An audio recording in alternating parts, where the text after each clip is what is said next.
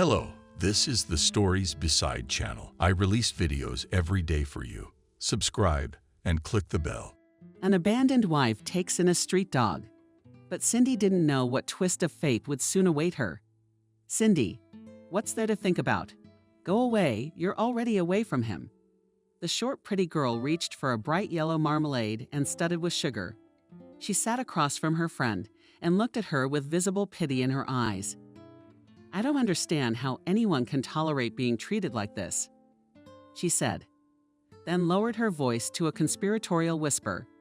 And I'm sorry, of course, but your Dave is so ugly. She squirmed as if she'd just eaten a whole lemon. Anyway, it's up to you. But if I were you, I'd leave him a long time ago. Cindy thought for a moment. She reached for her cup of tea carefully, and the sipping of the hot drink warmed her body, and she covered her eyes. That's it, I already understand. With annoyance said at last, Cindy, how am I going to leave him?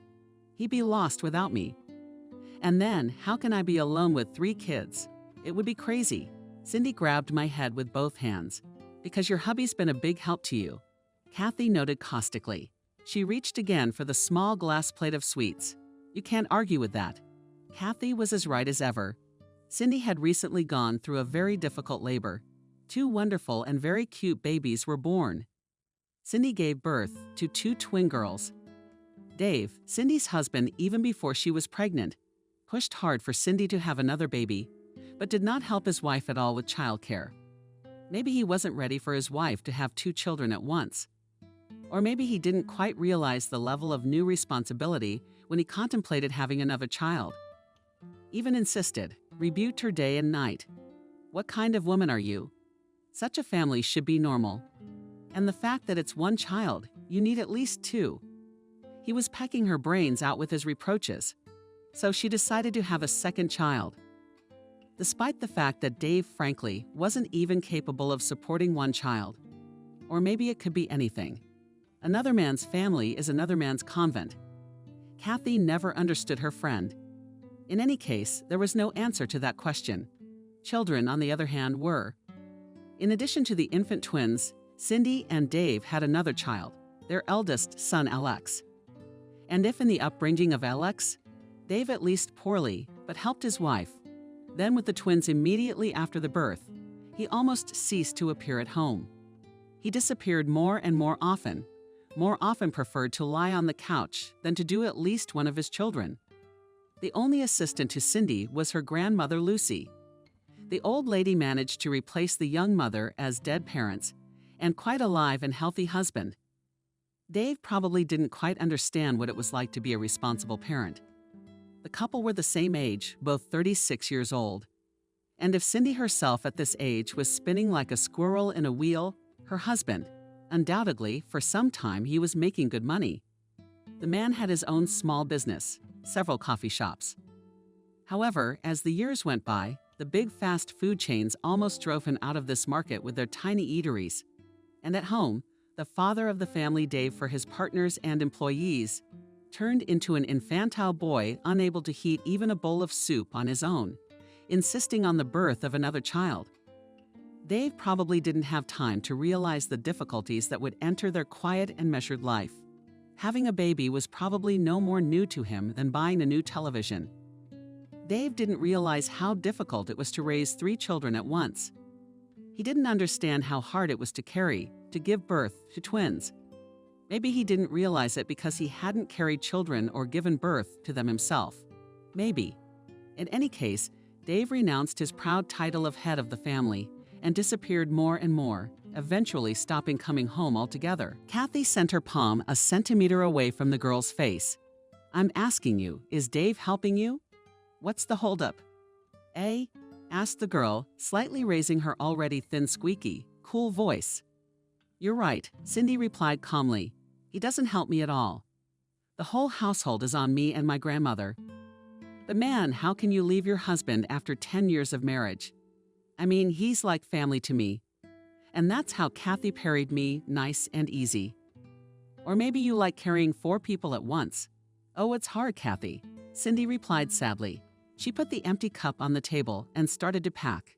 Thanks for inviting me. But I've got to go. Grandma's probably going crazy without me. It's kind of hard to sit with kids that long at that age. Yeah, come on, said Kathy, not letting go of another marmalade. Well, think about it and give it up already. She shook her hands carelessly and stood up after Cindy to escort her friend out and closed the front door behind her. Cindy, already standing in the doorway, and threw Kathy a suspicious and even mocking look. Kathy, why did you start urging me to dump Dave so often? If you weren't my friend, I'd think you were trying to steal him away from me. Cindy smiled kindly, making it clear that what she'd said was just a friendly joke. Cindy knew her friend well. And her eyes were wet. Kathy laughed nervously. No, she even held like a large and strong horse. She saw her friend off like that, slamming the door so that she almost hit Cindy on her soft spot. Cindy, who was already in the entryway, wondered what was wrong with her today. She asked herself that question and shrugged her shoulders and hurried home. Her friends lived in the same neighborhood. Cindy entered the apartment. "Grandma, I'm home," she shouted. She takes off her boots. Walking inside, she quickly washed her hands and hurried to change. By the time Cindy was on her way out of her bedroom, she was almost knocked off her feet. Running out ran Alex swiftly. "Mommy, Mommy," shouted the boy. Alex had just recently turned 10 years old, and he was absolutely sure that he had become an adult. "Mom, how did you go for a walk?" he asked. "Did you go to Aunt Kathy's?" "Yes." "When is she coming to visit again?" Cindy kissed the boy on the cheek. "Oh, I don't know, honey. Aunt Kathy has been very busy lately. I don't think she'll be able to find time for us." The boy was genuinely surprised, but she'd just been here a little while ago. "I wish she would come again." He began to jump, and with his jumps, he made a few quick circles around his mother. Cindy felt dizzy. "Alex, don't make it up. Aunt Kathy hasn't been here in a long time. So where are your sisters?" "That's not true." The boy frowned his blonde eyebrows. He was about to continue the argument, but then the whole space was filled with a baby cry. Lucy came out into the living room, holding 2 babies in her arms at once. One toddler alone. A toddler can be terribly loud, and too disgruntled Alex closed his ears and ran to his room. "How are you guys doing?" asked Cindy, trying to shout over the cries of the hungry and probably insanely schooled by their mother children. "Good," you shouted back Lucy, handing the babies into the arms of her granddaughter. Cindy took the babies and walked with them to the nursery. She sat down and began to feed the girls, rocking and soothing them. When the babies stopped screaming, she whispered to the grandmother sitting across from her, "Grandma, thank you for sitting with them." The girl's voice was one of sincere gratitude, though she was leaving, let's say, not exactly on important business. Lucy had no problem agreeing to look after her great-grandchildren. Cindy needed a change of scenery. She needed to recharge, to shake things up, to chat with an old friend over a cup of strong tea. It was just right. Lucy had no problem letting her granddaughter go to her friend's house. She could see how tired Cindy was. The old lady nodded nobly. "You're welcome." "Cindy, so how was it? Tell me about it." "Oh, Grandma." Cindy, having already finished feeding, carefully handed the grandmother to one of her daughters. The women got up and started pumping the babies in their arms. "We had a good time. Except Kathy. She's been telling me non-stop lately to dump Dave. I mean, you can imagine the pressure she's putting on me." "Well, Grandma Dave, who's yours?" "You have to admit, he hasn't been himself lately. He's always disappearing. He doesn't pay any attention to the kids." "No, I don't agree with your Kathy. But still, maybe he shouldn't be abandoned, but he should be rehabilitated." Cindy laughed. "But would you say he's a dog to be rehabilitated?" "Well, maybe not a dog," the old woman thoughtfully stretched out. "But all men are like that. They are only an eye and an eye. Look, they will steal your husband and an eye. You won't have time to lead." Grandma pulled her grandson. "And I won't need such a man." The women downloaded the babies and put them in the crib at the same time. A man who can be led away like a goat on a leash is no longer a man, no longer a husband. At least Lucy good-naturedly giggled. "You're right, granddaughter. You're 100% right." She looked carefully.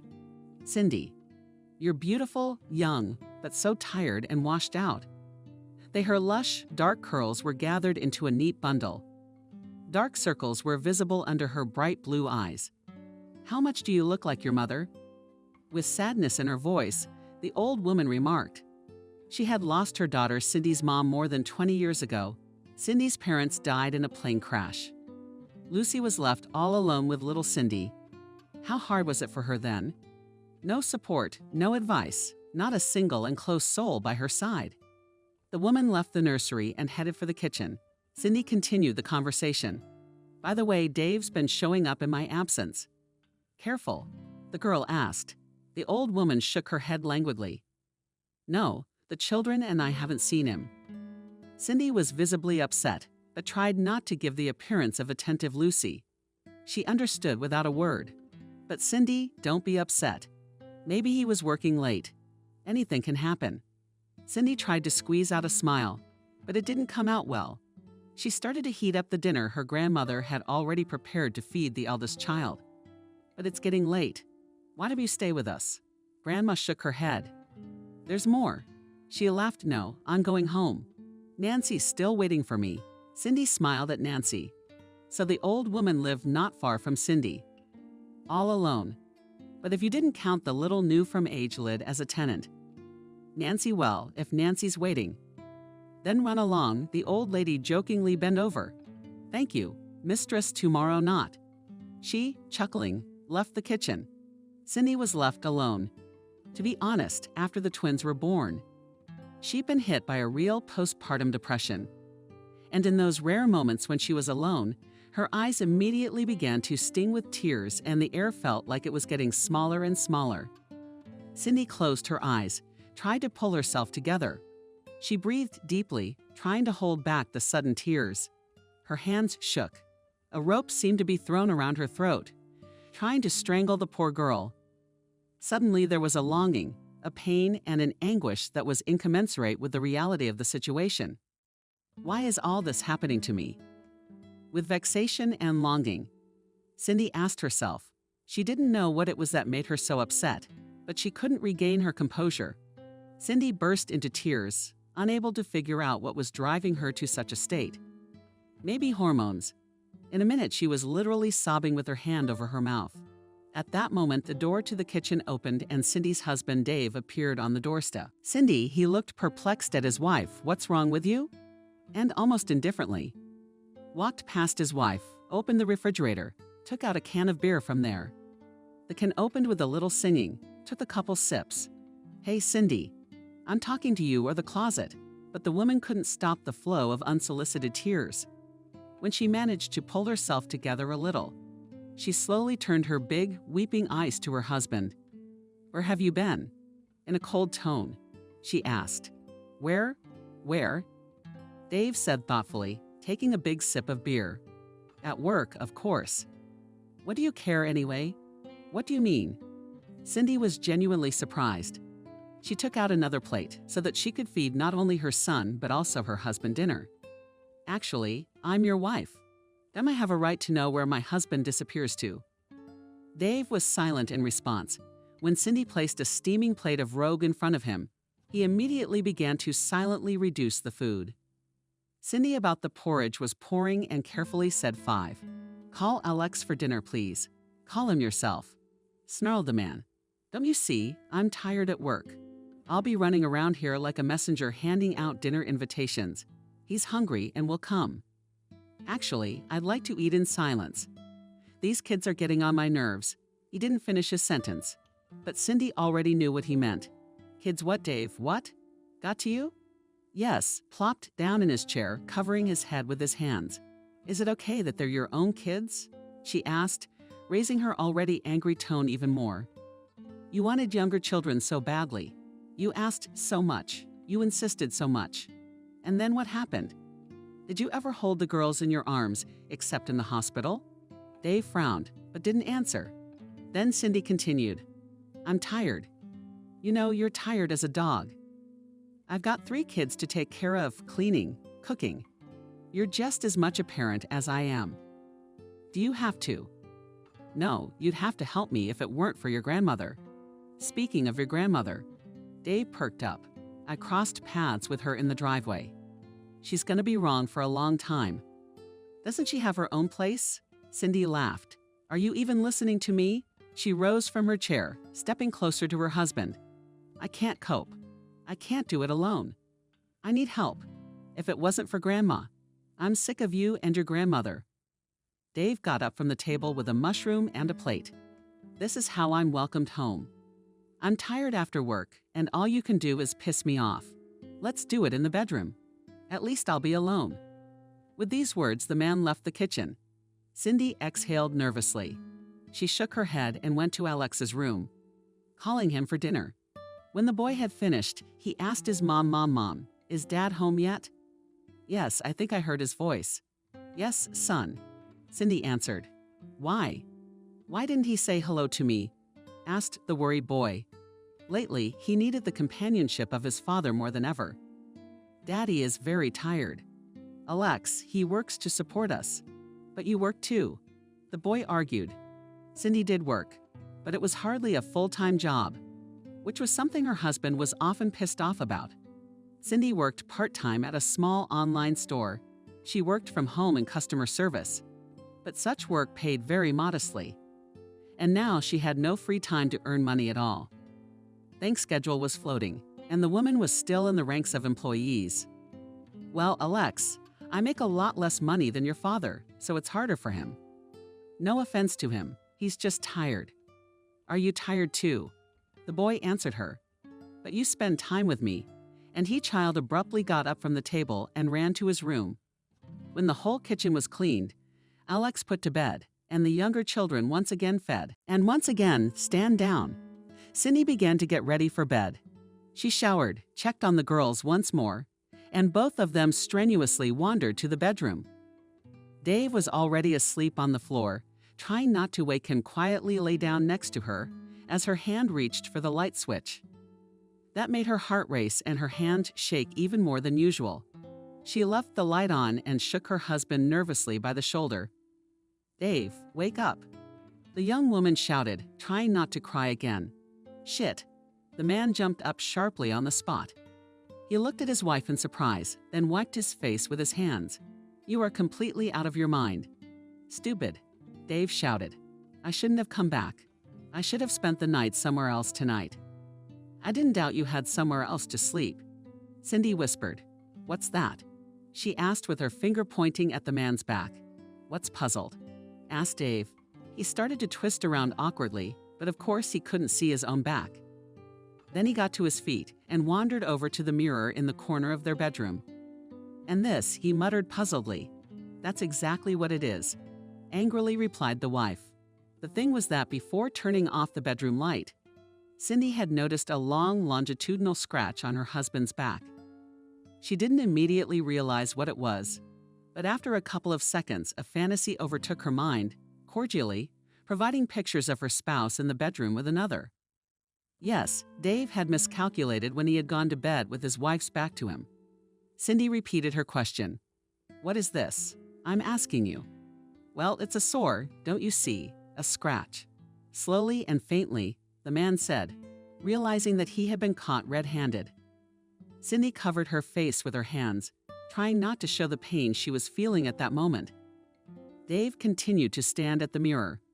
He ruffled his hair, shifting from foot to foot. He was silent for a moment, and then his face changed in a flash, and he approached the bed on which Cindy was sitting. His face contorted into an angry grimace. He broke into a shout. Yes, I have a woman enough, shouted he. So from Nanny's radio came the faint reading of Children and Long Ago. And I love her. He continued to shout. It's a good thing you discovered that yourself. I already didn't know how to say and what else to do to make you think of it at last. Cindy clarified at length.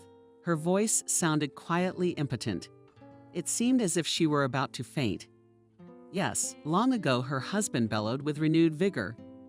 How did you finally wake the children? A deafening shriek of disgruntled babies came from the nanny radio. I'm sick of all this. He waved his hand toward the radio. Those kids screaming. You're not pretty or Teddy yourself. I can't live like this anymore. But you yourself wanted children so much. His wife answered him in tears. You dreamed of a big family. Then I was wrong. I don't need all this. It's not mine. I'm sick of babies screaming, stinking diapers. I'm sick of my wife running herself ragged. That's why I'm leaving. He resolutely went into his closet, started going through his clothes. At that moment, Alex came into the bedroom.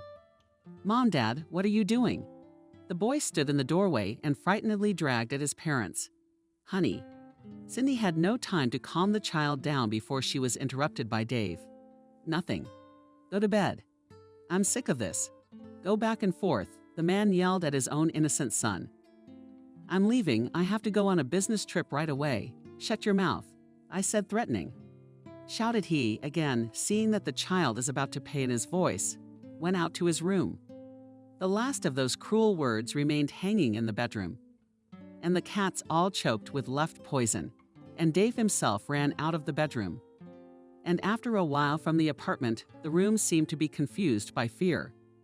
It seemed that the very air in the house abandoned by the father of the family became thicker, that it could be touched if you reached out. Mom, the boy stretched out frightened. What's going to happen now? Cindy was in complete shock. If she hadn't been a mother, she would have burrowed deeper into the blanket and forgotten everything about the world and spent the next week in his arms, only occasionally going to the bathroom or the kitchen. But she had 3 children. Oh God! She slapped herself lightly and got out of bed in a flash, grabbed the boy's hand and rushed to the nursery to calm the cries of Dave the kid. The rest of the night passed restlessly. She managed to calm the screaming girls and her oldest son at the same time. But Cindy was already mired in her own depression. But now that her husband had left them, she just didn't know how to go on. Frightened, lost, abandoned. She was left all alone with no husband, no support. Of course, even before that, it couldn't be said that Cindy had a strong male shoulder at her side. Rather, it was Helsinki narrow, unreliable shoulder, but at least it was how and on what they will now all exist. Dave did not help his spouse at all in the household, but he brought money into the house, a little and reluctantly, but still. So what's left to do now but rely on alimony? Cindy was crushed by this new and terrible shock. In the morning, when the children had finally settled down and she had not been able to sleep, she decided to call her friend, and there was a long ringing tone. Then finally, Cindy heard Kathy's voice. Hello. Apparently the call had woken her up. Cindy, are you there? Have you seen what you're doing? Kathy asked angrily, coming to her senses a little. Hi. Oh, sorry. It's just that I'm having a brief pause here. Anyway, I've got Dave leaving me. Said like a woman cut off. What did Kathy hold out? You could hear her getting out of bed, left on her own. Wow, he left on his own. I caught him cheating. Can you believe my whole back was scratched? I'm in total shock. You know what kind of predatory woman he is. It's like she wanted me to see those marks on purpose. You think so? Kathy stretched out thoughtfully. That's right. Where is he now? Did she perk up? Where did he go? How should I know? Cindy wondered, probably gone to his mistress. What the hell kind of Wolverine is that? What claws? Oh, after embarrassed her friend Kathy just loved to build herself long, brightly colored nails. Cindy herself preferred a neat, modest manicure at least, because with small children it was inconvenient to have long nails, and she simply did not like such a manicure. I'm sorry, you have great nails. No offense, but that was an offhand remark. And his mistress. Oh, who is she? Philosophically, Cindy asked. I'm curious too. Kathy replied sullenly. She made a strange sound. She seemed to want to say something else, but was interrupted. Both girls rang Kathy's doorbell and the phone went silent. Hello, Cindy was scared for her friend. It's almost 500 M. Who's at your door at this hour? You better not open the door, Kathy interjected nonchalantly. You're imagining things. Yeah, I think I heard the doorbell ring. Kathy, don't open the door. I don't know who's bothering you, Cindy repeated. Yeah, okay, I'm sleepy. I'll call you later, Kathy answered and dropped the call. Cindy wondered what Kathy was up to, strange lately. Could it be her new man? Is it affecting her like this? The woman thought to herself, trying to distract herself from her own problems. Lately, Kathy had been talking nonstop to her friend about her new crush, about her man. She could talk about him for hours, forgetting about everything around her. Kathy had never been married, and she had no children. Nor did she have any problems with her job. Cindy's friend was carefree. She lived on the money left to her as an inheritance by her rich aunts, and she had no problems at all. When this last man came into her life, Kathy was overjoyed. She was always talking about him. How sensitive, kind, considerate he was. True, she never introduced her only friend to her chosen one. As a result, that man was nicknamed Mr. X after all. No one but Kathy herself had ever seen him. At first, Cindy resented her friend. She didn't understand why she didn't want them to meet at all. Then she reconciled herself and listened with pleasure to stories about how beautiful that mysterious man was. There are real princes, Cindy thought dreamily. After listening to her friend's story, at first she was even a little envious of Kathy. Such a man, as they say, is worth his weight in gold. And after a while began to suspect that this romantic hero, and it all a figment, playing Vasia girlfriend's imagination. And even laughed a little, teased her, but kindly just played along.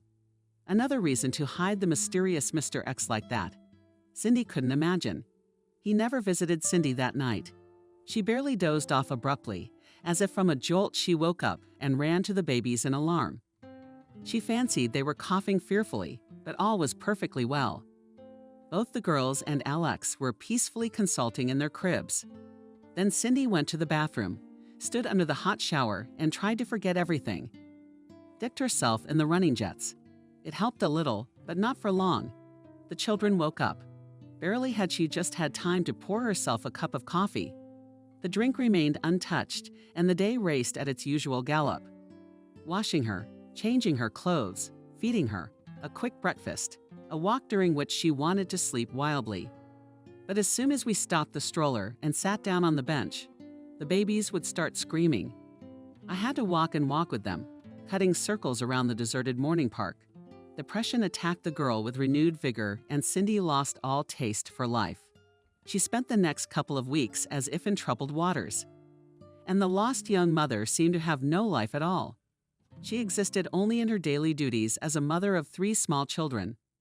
Although Cindy did not want to admit it even to herself, but somewhere in her heart she hoped that her husband would come to his senses, that he would return, forgetting about his mysterious, as pure mistress, and finally realize that there is nothing in the world more precious than family. Time passed. Cindy was still suffering the same way. And Dave never thought of going back to his family. I mean me, but the kids. Cindy thought to herself. She couldn't believe that he had given up on his family so easily. She didn't understand how he could forget about his children, his own children. Cindy was crazy with worry even when she went grocery shopping at the supermarket, leaving them with their grandmother, wandering between the shelves of bands. There was no way she could stop thinking about the babies, how they were doing, if they were okay. The woman was worried when she didn't see the twins and Alex near her, all in the span of a few hours. And then, lo and behold, there's Dave. Just like that, he's gone. Didn't he think about what it would be like for the girls to grow up without a father? Didn't he think about what it would be like for Alex to see his own dad practically abandon him? Dave was never heard from. He never even called, let alone come over and ask how his kids were doing. Once Cindy had even considered the possibility that something might have happened to the man. But that thought wasn't destined to develop into anything more. 3 weeks later, Cindy was served with a lawsuit to dissolve Dave's marriage. Cindy was divorced while the former spouses were in court. The woman couldn't even bring herself to look in her husband's direction. That's how much it hurt. Dave, on the other hand, also did not look at his ex-wife. Maybe he was ashamed, or maybe he just didn't care about the latter. Either way, the trial went smoothly, without tantrums or tears. At some point, Cindy wanted to throw herself at her ex-husband's feet, to throw herself at him and beg him not to leave them. But she was always a proud woman who knew her own worth. She would have continued to hold her posture proudly if she hadn't heard one important detail. When it came to alimony and the court set the amount to be paid, Cindy simply exploded with indignation. The blood boiled in her ears, echoing the pounding of her own pulse. "What do you mean, minimum payments?" Terrified, she asked. "Dave is unemployed. He doesn't have the ability to pay the larger amount, so the court is ordering a minimum alimony payment." Her ex-spouse's representative replied in a calm tone. "What do you mean he's unemployed?" "He's self-employed." Cindy exploded in a frenzy. "He has a successful business in his coffee shops daily and earns over $1,000 in revenue." She turned to screaming. She was shaking with resentment and with anger. How would she be able to support the children alone? He's their father. Her hands shook. Her whole body went floppy nasty. "Then my business went under." Calmly, and she thought, mockingly, Dave said, "I don't have a lot of money to support 3 kids right now." And he added quietly, leaning toward her and smiling smoothly, "You'll have to figure it out on your own. You gave birth to them." Cindy lost all self-control. "And you had no part in the birth of those children?" "Yes," she asked. In a shaky tone, "He's lying," shouted she, turning to the judge. "His business is doing just fine. There is simply no such thing." To order, the judge tapped his gavel warningly. At the moment, according to the documents, there is nothing registered in Dave's name. His business activities have ceased. There's no official income. The minimum payment is the most you can get from him. "But what am I supposed to do?" "Are you powerless?" Cindy asked. "I'm still on maternity leave. I don't have the money to support 3 children. Provide the court with evidence of your ex-spouse's income. And then the question of the amount of alimony can be reconsidered." The judge said dryly, "Stop whining." Dave quietly insulted and say thank you that I left you the apartment and do not claim it. The woman laughed. Her voice sounded like the voices of mentally ill people. It seemed to her that everything that was going on was just a devilish representation of her imagination. "But do you know this is my apartment? My parents left it to me. If you'd even dare to claim it." Dave shrugged indifferently. The judge dismissed the case. Divorce finalized, alimony awarded. Cindy was left with nothing. She walked home, despite the fact that it was quite far to walk, contemplating her future life. The icy wind blew in her face, and now and then dry leaves stuck in her hair as they flew past. My feet occasionally fell into deep puddles. Late fall had descended on the streets of the city. A downright cold, rainy one. Cindy, ignoring her industrial scraped feet, walked along the highway.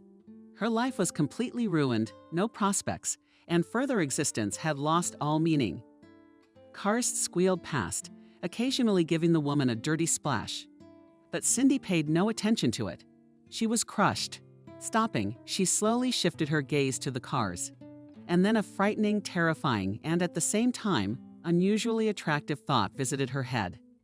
One step, and it was all over. With a kind of detached joy, Cindy thought. In a kind of trance, she took this step, and then the second. A passing car screeched to a halt and flew into a deep puddle. And the woman was splashed with icy water from head to toe. The driver rushed on. She looked at him sadly. She took another step. It seemed that she was being pulled by invisible strings like a doll. Cindy thought she had finally found a way out. It was so close. All that was left was to choose the right moments, to throw herself under the wheels so that they would not have time to slow down. Suddenly, Cindy stopped abruptly. In her mind's eye, the faces of her children flashed before her eyes. The girls, they were so small and defenseless, and her son, her darling boy. How would they be without her? Cindy shook her head and only then had time to realize how close she was to death. Her back was covered in cold sweat. "Yasha, I just almost did." She didn't finish her thought and rushed to run with all her legs. When she got back to the footpath, she started rubbing her face with her hands. Her hands, clothes, and hair were all covered in mud. She looked at herself and marveled. What state had she brought herself to? No, she would live for her children. As time passed, the days passed, but Cindy never got any lighter. Her only incentive to live was her children. She had set a clear goal to raise them, to provide for them, and to keep them safe. Cindy was determined that she would raise the little ones, give them everything they needed. And then, when they were no longer in need of her, she could do the deed. And she, gritting her teeth, continued to manage the household, to take care of the kids, to work. But on her own life, Cindy put a fat cross. Lucy moved into Cindy's apartment. The space allowed. The girl's parents left her a large 4-room apartment as an inheritance. Lucy's 1-room apartment they rented out, which allowed to have at least some additional income. Pension, grandmothers, money from rent, and the crumbs that Cindy could earn on the internet. That was it. What did they have? Just the bare essentials. Not to the point of luxury, although luxurious. Cindy had never been before. Stingy Dave allocated to the family exactly as much as was necessary. There was never any talk of expensive things and foreign trips. Even on the most ordinary family vacations. They had traveled together God knows how many years ago. The son had been a toddler then. Now Cindy suspected. No, she was just sure that the bastard spent all his money on other women. One bitterly cold October afternoon, Cindy decided to dot all the I's and cross all the T's. She left her grandmother with the children and went to one of the coffee shops where her ex-husband's office was located. On the way, Cindy kept replaying in her head the events that had taken place in court. She could not believe that Dave's business had really failed. It seemed impossible to her. Before they'd broken up, he'd been doing just fine.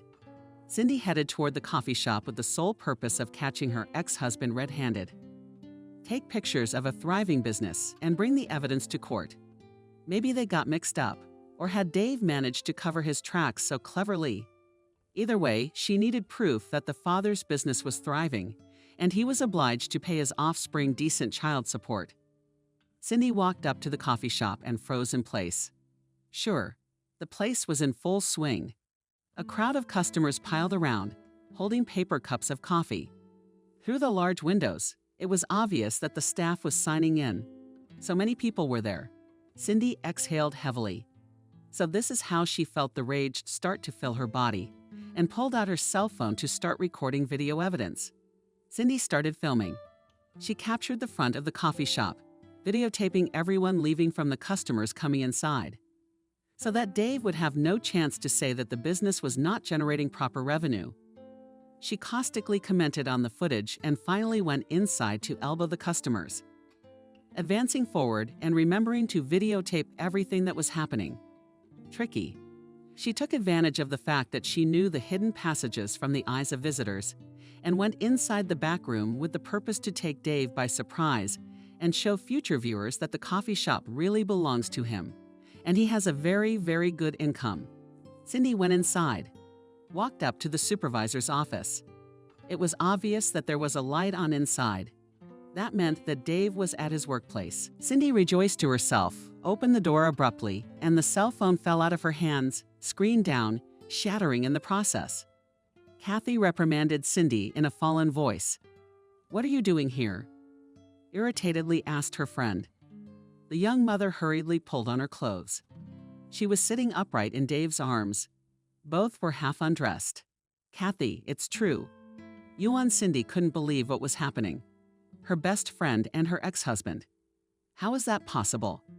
"No, man," Julius Keezer ironically replied Kathy. "What are you doing here?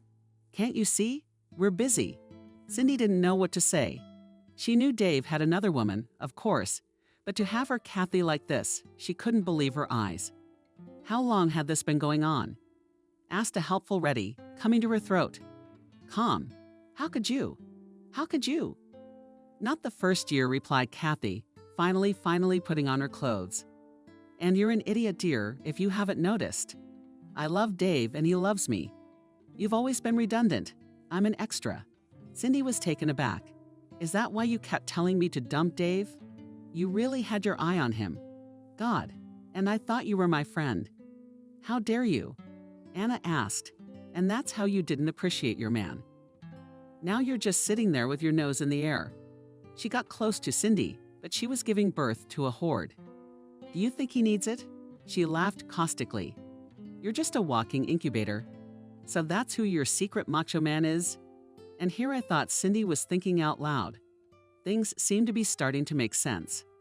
Kathy's nervous behavior and her mysterious lover. Yes, that's him. Kathy replied with pride in her voice and moved closer to Dave again to leave a demonstrative kiss on his lips. Cindy didn't know what to say. She shifted her gaze from the silently superior Dave to her friend, who was so angry and, as it turned out, completely unknown to her. Finally, she came out of her daze, proudly squared her shoulders. "All right," she laughed playfully. "Well, good luck to you, lovebirds. It's just a pity, of course, that now you'll have to pay alimony." She looked at her ex-husband. "Yeah, Dave, I have proof. I videotaped the whole thing and I'm taking it to court. It shows your business is booming. And you, Milo, is with some girl. Sitting in the director's chair, ready to pour your purse strings." Smiling victoriously, she squatted down to take the phone in her hands and froze. The device's screen was shattered, and the phone itself had stopped working altogether. Kathy, nastily, laughed, which broke her proof. "What a moron you are," she laughing through her head. "And you don't have any proof. There never was and there never will be. Dave signed the firm over to me a long time ago. So he really doesn't have any business. You're out of the money." "Asshole." She took a wide step towards Cindy and was insulted. "Now get out of here." And Cindy had no choice but to leave the place with a broken phone in her hand. A couple of weeks later, late fall took over, the time when winter had not yet arrived, and the bright colors had already faded. It was windy, slushy gray. Such weather was entirely in keeping with Cindy's inner state of mind. After that day, when she found out that she was betrayed not only by her husband, but also by her best friend, the girl went into an even more terrible depressive state. More and more often she was visited by suicidal thoughts. And the fact that the money from her ex-husband, and really do not get, finished her finally. Cindy spent a lot of time searching for information on the internet. And it is true, if the company was rewritten to another person, and he is less registered as unemployed, no money to be seen. She didn't even try to recover her old cell phone. And the point of that video won't help her anyway. Social networking games.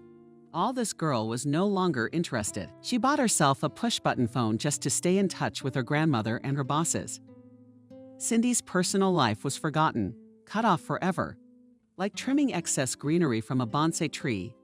On such a cold, straight day, Cindy ran out to the store. The baby was already in the water or feeding, and the jars of baby puree had run out. A freezing wind blew frost and rain in her face, but it wet the woman's curly hair, making it flood even more. Cindy quickened her step.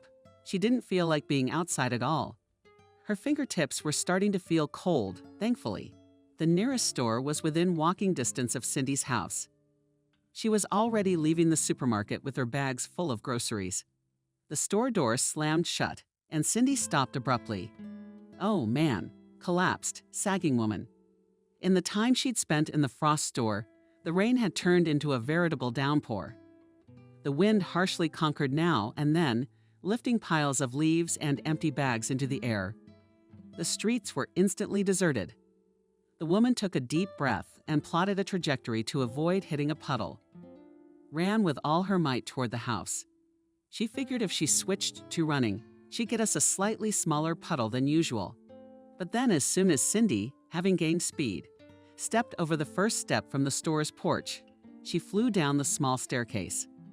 Though her fall was quite insignificant, it seemed to her that her whole life had flown before her eyes. She eased to her knees, managing to put her palms forward. The skin on her arms pulled apart, her back grimaced in pain. And the groceries she had bought rolled forward.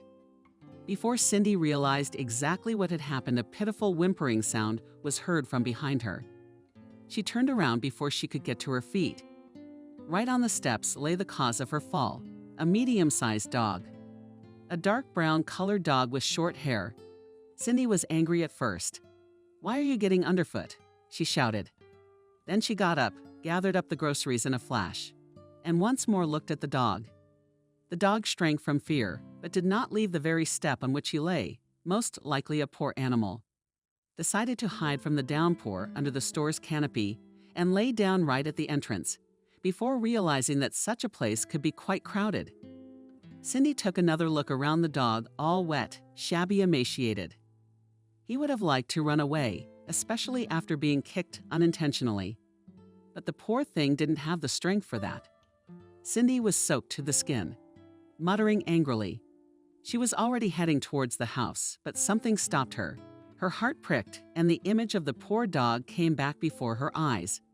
She came back slowly and reached out her hand, letting the dog sniff it. "Well, whose are you?" she asked, knowing full well that the dog wouldn't answer her. Big eyes, the dog's reflected fear. He tried to stand up to get away from the potential danger, but he could not get up on his paws. He panted pitifully again, pressing his large ears against his head. Cindy Schick came closer to the dog, called out to him. The dog declared with its tail, but failed to rise to its feet. The animal probably had something broken. Then Cindy, scolding herself for being too soft-hearted, rushed toward the house. She quickly jumped up Granny's grocery bag and rummaged for something in the large hall closet. Lucy wondered sneakily, "What's the matter? Where are you in such a hurry?" she asked her granddaughter. "Now, Ba," shouted Cindy from the depths of the pantry. "I found it." She rejoiced and went out into the hallway, holding an old baby blanket in her hands. "Cindy." Grandmother splashed her hands. "Will you explain to me what's going on?" Granddaughter, grabbing the car keys from the shelf, quickly retold Lucy the story of meeting a homeless vagrant. The old lady's eyes rounded. "And what are you going to do with this dog? Are you going to bring Cindy home? What if she's sick? Do you have little children?" "I understand," Cindy snapped at her. "I'm taking her to the vet, Grandma." "Well, you should have seen those miserable eyes. The dog's dying." "I can't not help, or you're just gonna leave her like that." She looked Grandma in the eye with defiance. "Oh, no, of course not." Lucy was embarrassed. "You're a good, kind soul. Run and save the doggy." When the door behind Cindy slammed shut, the old woman wiped away an incoming tear. "How like her mother," quietly said the old woman. Cindy, taking the car, drove back to the store. She had been gone for literally 15 minutes, and the dog hadn't gone anywhere. It didn't even roll over. The woman noted painfully to herself. She was finally convinced that something was broken in the animal, and her heart clenched again with longing. Cindy, holding the plate in her hands, approached the dog. It wagged its tail weakly. Probably the animal has already managed to realize that this man does not wish her anything bad, but on the contrary, wants to help. Wrapped the dog in a blanket, Cindy, though with difficulty, but lifted the dog in his arms. She carried the animal to her car and loaded into the back seats. The dog silently endured as she was carried in her arms and only moaned weakly. And when it was finally loaded into the car, in the eyes of the animal read such gratitude, such love. Cindy slammed the door, started the car engine, and the car started. They drove to the veterinary clinic. "How many are dazed?" asked Cindy, slamming her big blue eyes. "It's a dog, not an elephant. Why is it so expensive?"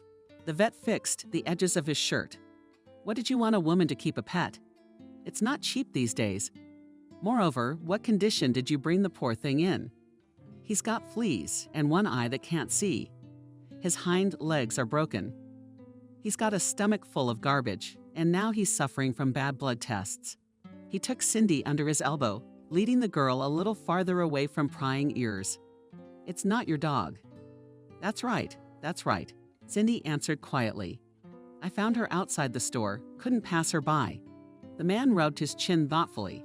"My advice to you, give up the idea. That dog is not a live one, believe me. You'll only waste your money on him." Cindy took a sharp step back. "What are you saying? Are you suggesting we leave the poor animal to die? Well, you can pay if you want. But yes, put the dog back on the street. He'll find his peace there." The girl couldn't believe it. To her ears, she raised her voice, attracting the other visitors of the clinic. "What kind of doctor are you?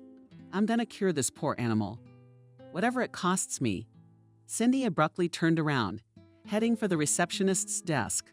"I will find the money to cure this poor thing," confidently said the girl, addressing the veterinary clinic employee. "I need another doctor and a doctor. Found a dog, made an operation, put a cast on, and began a long and costly treatment." All the money that Cindy had managed to put aside with Lucy's rent and her salary was spent on the dog's treatment. The male animal was no more than a year old. The family spent a long time choosing a name for the new family member. In the end, the rescue was named Tangerine in honor of the very supermarket at which he was found. As time went on, Tangerine became more and more like a dog at home. His dark brown fur became thicker. In his eyes shone true happiness. The children were very fond of their new friend. And even the strict Lucy, though she was stubborn for a long time, opened her heart to the naughty dog. Once Cindy led him home from a walk. In the entryway, let off the leash, Mandarin wagged his tail, rushed forward, and with interest began to provide the door neighbors. While Cindy called the elevator, the dog studied the space around him. The elevator doors opened. Cindy called out to me, and the obedient dog was instantly to the left of his mistress and entered the elevator with her. When they arrived at their floor, Cindy almost crashed into Maria, the neighbor. The elderly woman, waiting for her elevator, at with indignation, Cindy stretched out. "Why is that mutt without a muzzle?" And I almost had a heart attack. At the same time, Mandarin hugged the old lady with interest. He went around her from different sides, and without detecting a potential danger, poked his wet nose into the palm of the old woman's hand. The woman wailed, "Ah, Cindy, put that monster away. He's going to bite me now." She spun around in one place, shrieking nastily. At the same time, the dog took a couple of steps back, drove him and the neighbors. I tilt my head to the side, and there are 3 big ears on you. "Good afternoon, Maria." Cindy said, "Hello, I'm sorry. I forgot, I let him off the leash. I didn't expect to see you." "What a number." The woman was outraged. "I'm already banned from my own home." She shifted her gaze to the dog, who was already sitting at the foot of the mistress, and studied Maria with interest. She hissed, "Get out of here. Get out of here. He's not touching you," Cindy said, stroking Tangerine's head. "He just wanted to say hello, but he's not mean. He's sociable, friendly. Don't be afraid of our Tangerine." The old lady, having already missed her elevator, laughed Tangerine, a name to match this mongrel. The dog, hearing his name, again approached the neighbor, wagging his tail. The old lady exploded with indignation. You, who's talking?" She twisted in place again, twitching her arms, then swung her big red bag to hit the dog on the head. "Don't," shouted Cindy, taking a step forward. "Don't you yell like that. He won't even look in your direction. Did you call his name?" "Of course he did. He wanted you to devour him." When he saw all the commotion at the Mandarin, he shouted modestly. I guess he wasn't sure what was going on that was inappropriate. What if the angry neighbor was about to lash out at the landlady? He barked again just in case. And Maria ran out towards the stairwell. Take him away, he wants to bite me." "She won't." Cindy shouted back, losing her patience. "Stop this nonsense." "What?" the indignant old woman shouted. Her cheeks were shaking. Her face was pouring paint. I'll have you. "Cindy, you're out of your mind." She ain't got a dime to her name. She's a mongrel in the house dragging, treating their surgeries make salve.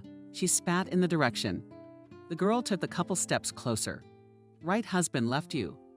"Crazy," she shouted. Mandarin still did not understand what was happening. Standing up in front of the mistress, Cindy decided not to answer anything.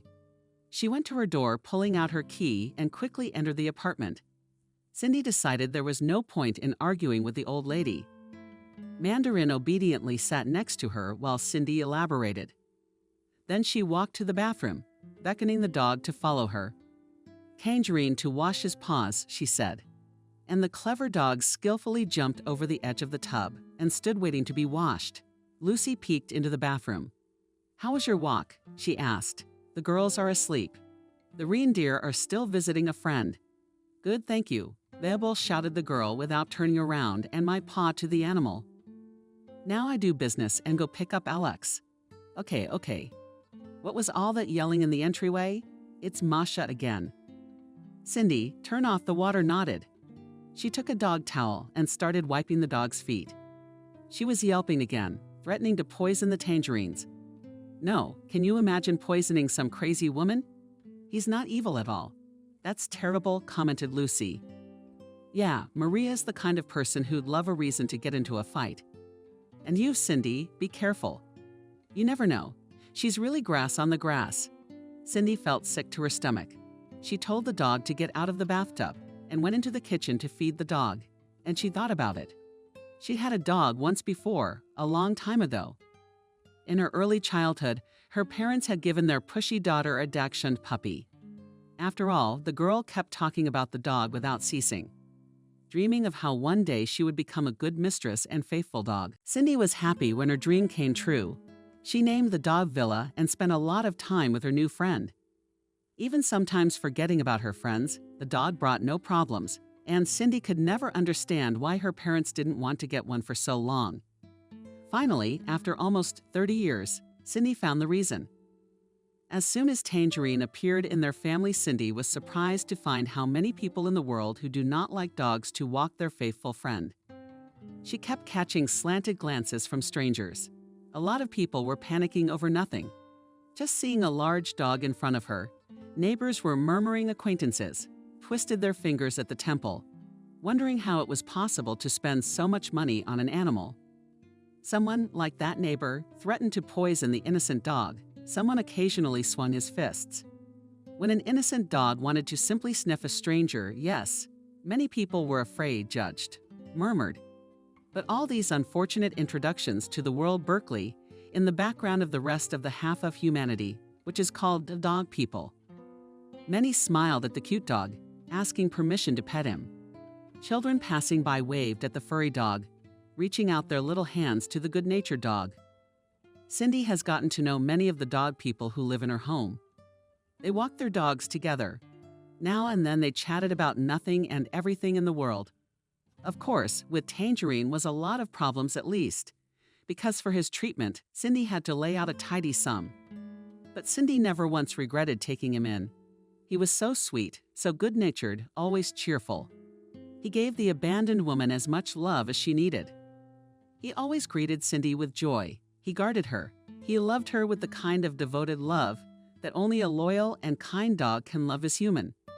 Cindy poured food into the bowl, set the well-mannered Mandarin on the floor, sat down. Across from her, tail wagging a bagel. He waited for the command powerfully. Cindy smiled, looking at her pet commanded, and Tangerine proceeded to eat. She was reminded of Lola again. Unfortunately, she had died tragically. Cindy was 8 years old at the time. She was walking her Dachshund not far from the road and got distracted discussing something with one of her Lola friends. After picking up a yard dog, she ran out into the road.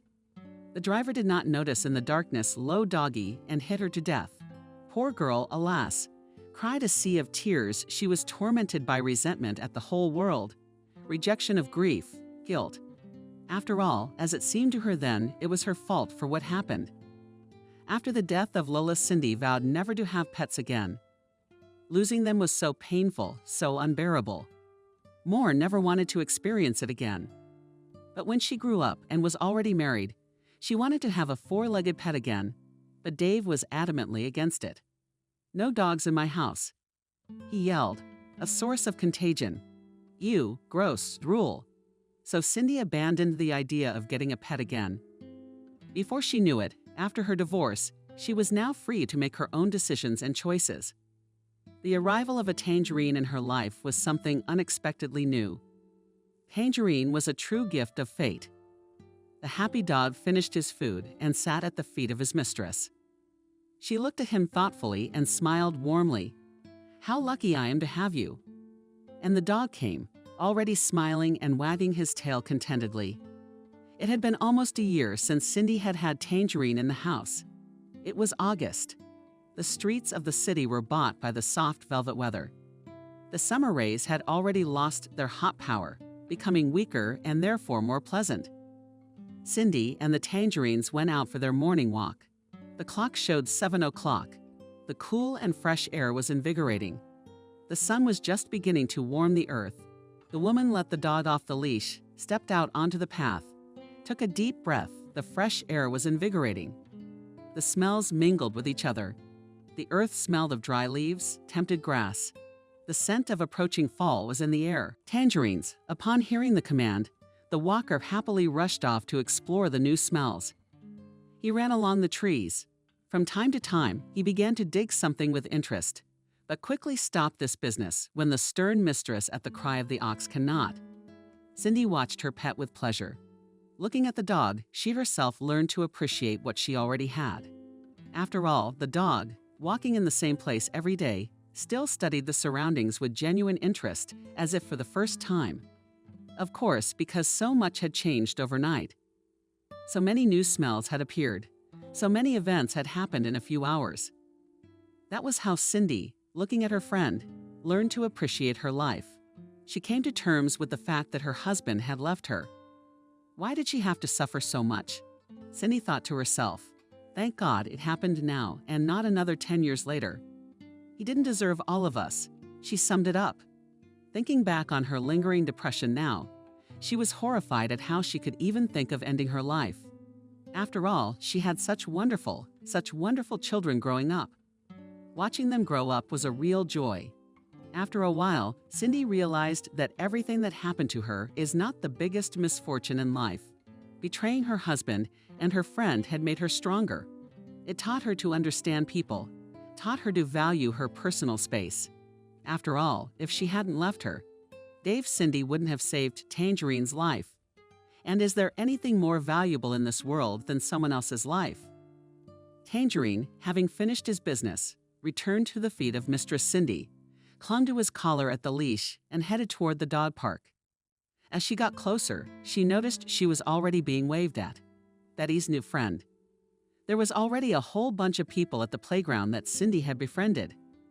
Good morning. You're late today, Betty said. She was a tall, big girl with a short haircut. They had met a few months ago, walking their dogs in the yard. Nastya had an adult, a bull terrier, and a daughter the same age as Alex. The kids were now socializing a lot too, walking their dogs together. Hi. Cindy came into the playground, closed the gate behind her, and let Tangerine off the leash again. The happy dog was in the company of several friends in no time. Cindy, we were just waiting for you. The man standing a little farther away from the others said thoughtfully. It was Herbert, another of Cindy's new friends. He had an older, small mongrel dog. Herbert was introduced to Cindy by Betty. We have a great offer for you. Before the cold weather hits. Oh yeah? Interested? Cindy asked, looking at the way Tangerine was fighting with the other dogs. What kind of volunteering? She clarified. All summer long, she and her new group of friends had been busy volunteering. They occasionally brought food and medicine to dog shelters, cleaned up parks, and fed homeless dogs. Such activities cheered Cindy up. She hadn't realized before how wonderful selfless help could be. Herbert nodded his head in agreement. Our park needs volunteers for the fall. We'll need to clean up and update the markings on the jogging paths. We can bring the kids. While we clean up, the kids can play on the playground. All in all, it will be fun and rewarding. Betty got involved in the conversation, taking a step forward. We'll all be there. We were just waiting for you. What do you say? I'm all for it. Cindy replied happily. When we get started. And here they are already tidying up their favorite park. All in all, about 20 people gathered. Most of them came with their children and dogs. A girl named Miranda, who works as a kindergarten teacher, stayed with a group of small children to play with them on the playground. The rest of the adults started cleaning up. Cindy, how are you? Asked Betty. She uncurled her back, warming up, stretching her arms wide and doing pull-ups. I'm getting tired, Cindy replied with a smile on her face. Repeating after her friend, she put aside the trash bags and did a couple of warm-up and back exercises. I'm still full of energy. You want to get some rest? I'll go off on my own here. The volunteers split into pairs and began cleaning up different parts of the park. Betty and Cindy assigned one area closer to the main entrance. No need for that, Betty replied. Back to picking up trash. How are you? Well, how's your morale in general? She smiled modestly, fixing the short strands of her hair. You've been getting prettier and prettier lately. Are you feeling better? Cindy frowned. I'm fine, thank you.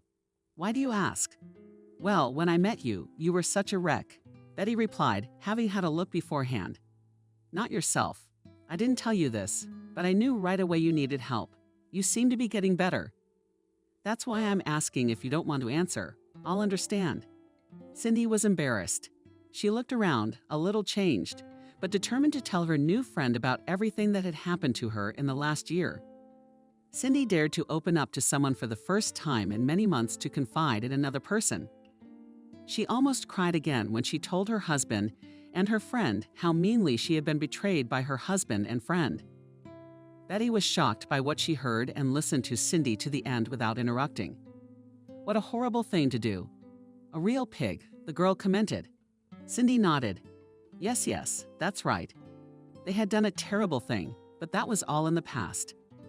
After her own story, Cindy felt like she was back in that very same old state of hopelessness, lost in loneliness. A lump rose treacherously in her throat, and Cindy decided to be a little alone. Betty, I'll step back. You don't mind? I want to be alone for a while. Alone, of course. Sure, go ahead. Take your time. Betty, smiling, snatched the trash bag from her friend's hands. Cindy smiled gratefully. She walked at a slow, leisurely pace, deep in thought. One question suddenly dawned on her. Was I able to let go of this pain? She used to think that the past didn't bother her at all. It seemed to her that all resentments were long forgotten, and she was ready to go forward without a backward glance. But when she was telling Betty about it, the resentment flared up with renewed vigor, flaring up as a fire does when someone pours chamomile into it. She walked on, forgetting everything in the world, and her eyes shot up with tears. Cindy was already out of the park when suddenly Cindy's familiar voice was heard nearby. Kathy, holding Dave under her arm, stopped next to the girl. Noticing her old friend, she seemed to cling to the man even harder, calling his name with her hands. What are you doing here? You look shabby. She giggled and looked at Dave carefully, as if waiting for approval. He didn't change his face. Hi, how are the kids? The man asked. Cindy was shocked. She wiped away her tears with a quick wave of her hand. She took a quick look around herself. She was wearing old clothes she didn't need anymore. This was how all the volunteers dressed when they went out on new assignments. After all, it was supposed to be physical labor, and everyone wore those things that were not sorry to get dirty or torn. Cindy smiled at them through the pain. Hi, the kids are doing great. Really, it would be better if their father paid them decent child support. She took a couple steps forward and looked her ex-husband confidently in the eye. He averted his gaze, embarrassed. Kathy's voice resumed. She's not happy. He's actually paying child support. And you're a mother too. Go work on your own. She ran another appraising glance at Cindy and continued. Although I see you're already working, you got a job as a janitor. Yes. She laughed that you can't do anything else. I'm a volunteer. Cindy answered in a calm tone. You could use some work too. You're not doing the world any good. What kind of child support does he pay? $100 for 3 kids. You laugh, but they do, don't they? Kathy argued. What kind of volunteer work? Is that free or something? Oh, come on. That's about what I expected you to say, though. Cindy smiled demurely in response. She looked at the newly married couple carefully. As much as Kathy wanted to show that they were doing well, something was definitely wrong. But what was it that Cindy couldn't figure out? But something about the look in her eyes at that laugh was so insincere. It seemed like this couple had fallen on hard times. Cindy hummed and turned around on the streams, walked back to the park. This encounter seemed to have given her a renewed vigor. How are you? Asked Betty, noticing Cindy approaching, ready to get back to work. Cindy picked up the garbage bag again. Ready, she smiled cheerfully. Thanks for asking me about the past, and thanks for listening. I think it's gotten better. Betty smiled good-naturedly good. By the way, how would you like to go to an amusement park with the kids this weekend? That's a great idea. Cindy smiled back at her friend. The work that day went as well and fruitfully as ever. As time passed, the years passed one after another, and Cindy's life became brighter, more interesting, and fuller. Cindy's friendship with her new acquaintances became stronger and stronger. Now they did not just walk their dogs, but attended various events. Went all together to the movies, bowling, arranged parties for children. The children of the new friends, in turn, also became friends. Already 14-year-old Alex spent more and more time with his friend Lena, daughter of Nastya. The parents often joked that when their children grew older, they would start dating. Cindy finally realized where her calling lay. After consulting with friends and finding a good course, Cindy went to study to become a sinologist. Life began to shine with new colors and became as good as never before. One winter evening, Cindy was playing with tangerines with her children. "Mom, look," Alex stretched forward his hand. "You saw, you saw, you saw." They laughed merrily as they watched the tangerines. There was a clever dog and perfectly understood with whom and in what game it is most profitable to play. He ran up to Alex, holding his toy wheel in his teeth, and offered the boy to play tug of war. When approaching little girls, however, Mandarin immediately turned into an affectionate and lazy dog, laying on the floor and letting the children pet him as much as they wanted. Cindy was sitting on the couch, next to her grandmother, and Alex panted and ran up to her mother, "Mom, and take a video of him. Then we'll put it on the internet, he's so funny." Alex said quickly and ran away from the adults, grabbing the ring again. Cindy fidgeted. She reached into her pocket, looking for her cell phone. But judging by the shrieks, laziness, she didn't have time to capture anything interesting, "Mom. But take a picture. Are you missing so much?" screamed the boy. Cindy was now answering, having never found her smartphone nearby.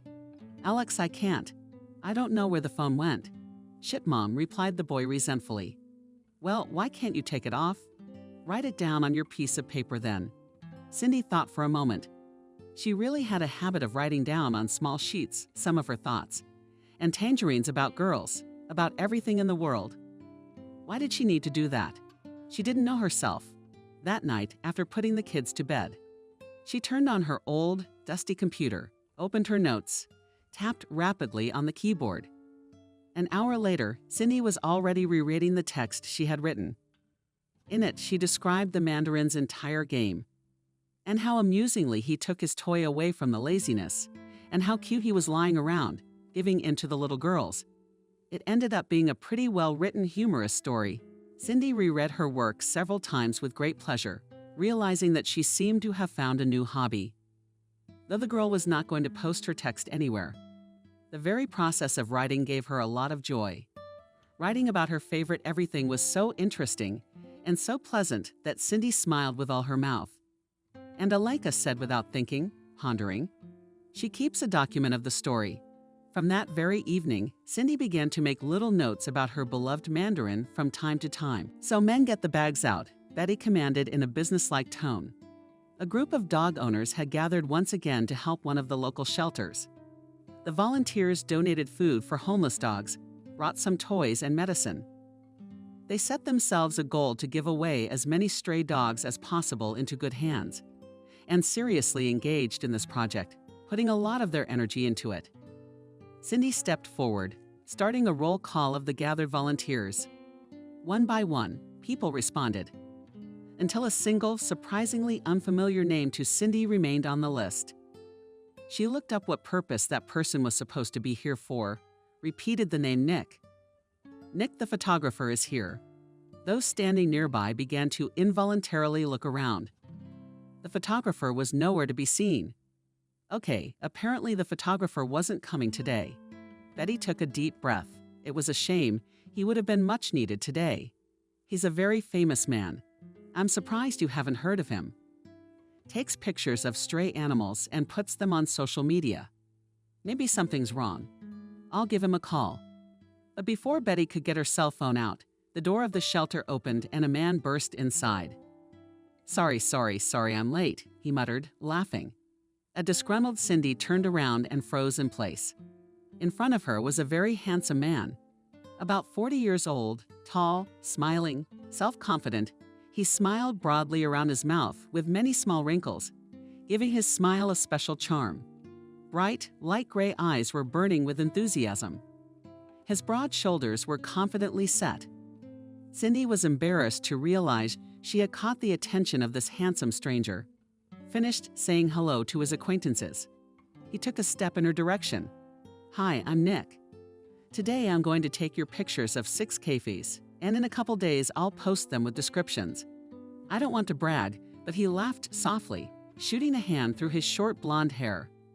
"The dogs will be snapped up in no time. I have extensive social media contacts. Do you?" He held out his hand to her. "What's your name?" "Cindy," the woman replied. Finally embarrassed, "It was nice to meet you. I thought you weren't coming." "You're insulting me." He smiled again. Cindy stared at his lips as if mesmerized, unable to take her eyes off them. "I'd always keep my word." Nick seemed to be embarrassed now. "But can you help me? I need advice on getting the lighting right." "Sure," Cindy answered quickly. He nodded his head gratefully, putting his hand out in front and allowing Cindy to go first. That's when Nastya's silly laugh erupted. "He doesn't know how to pick up the lighting." "Of course," she giggled, patting Nick on the shoulder. And the kids are the master." Betty winked at Cindy and quickly ran off somewhere. Cindy, on the other hand, poured on the paint and walked forward before Nick could notice the embarrassment on her face. The two of them managed to get some great pictures of stray dogs. True, Cindy didn't quite realize how she had been involved in making those pictures.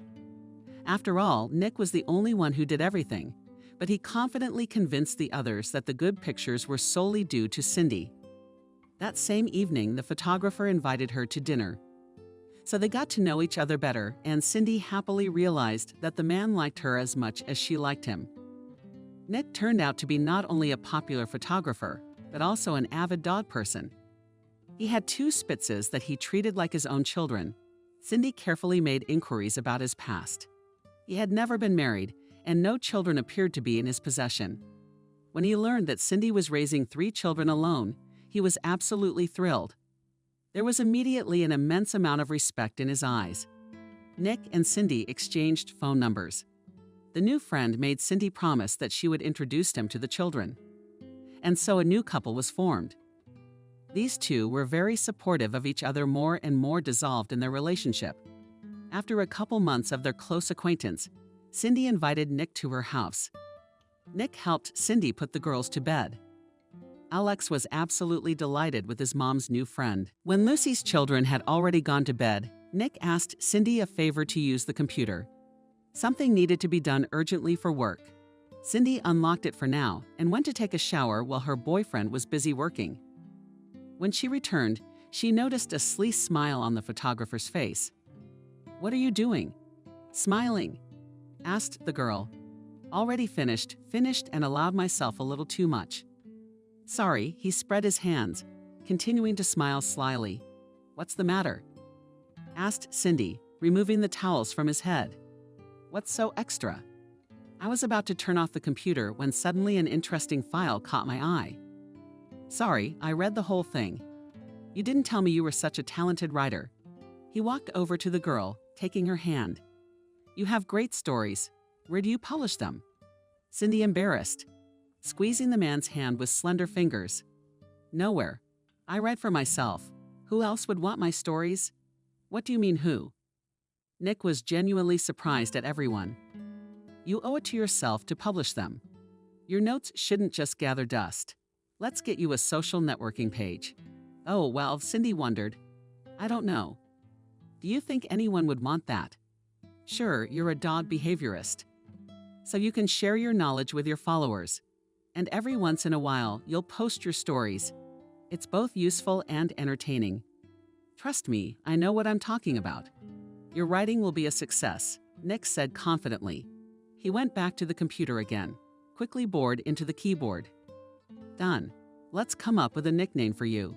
Cindy laughed, let's. And the lovers started going through various options for Cindy's future. Cindy and Nick's relationship was growing rapidly. 6 months passed since they met, and the couple finally decided to move in together. Nick moved to live in Cindy's apartment, and they began renting out his place. Lucy blessed them and moved back into her apartment.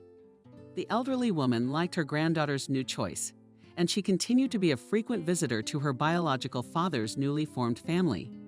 The twin girls never had time to remember because they were still very young. When Dave left the family, So the little sisters called Nick Daddy. After a while, Alex started to call his stepfather Dad. They developed a very close and trusting relationship. Money in the family became much more. After all, Nick was earning well. But do not forget about the achievements of Cindy. The mother of 3 children also formed a good income. She also continued to work as a cinematographer and actively maintained her blog, the same one she started with Nick.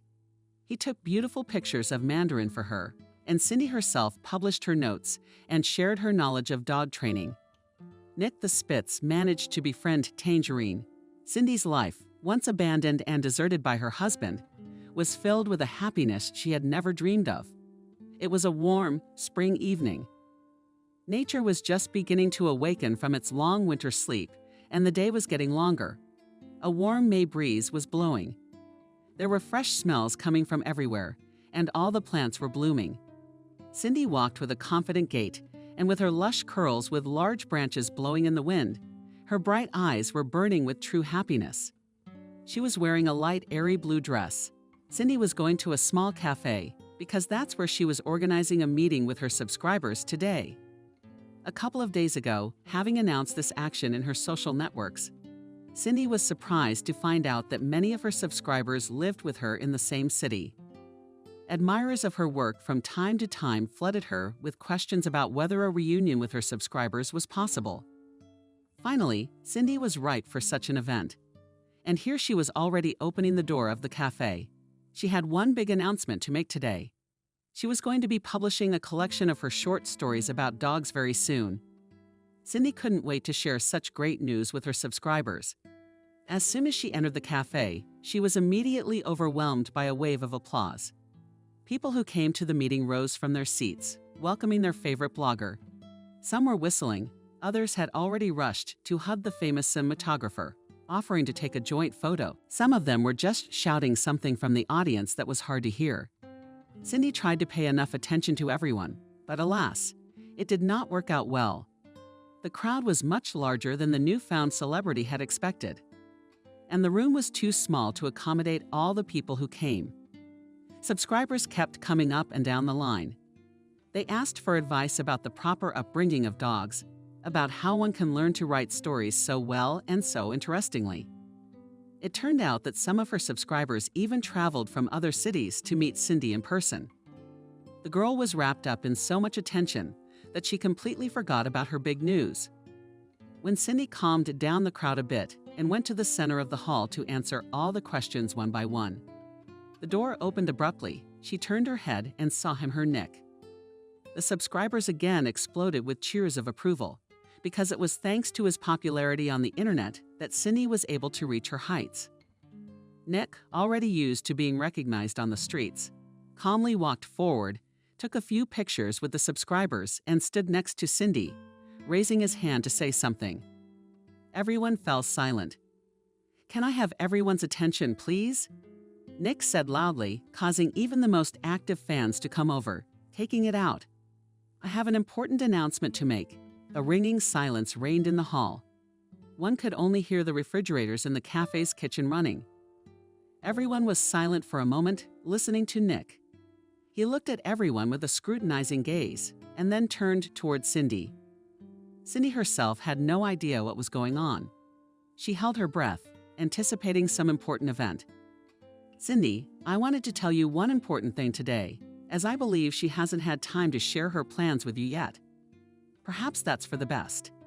He looked around the room again, intriguingly, shooting his eyes. "But now I have another equally important announcement to make." The photographer abruptly dropped to one knee, in parallel pulling out a box containing an engagement ring from his pocket. When everyone present realized what he was going to do, the hall exploded again with cheers and applause.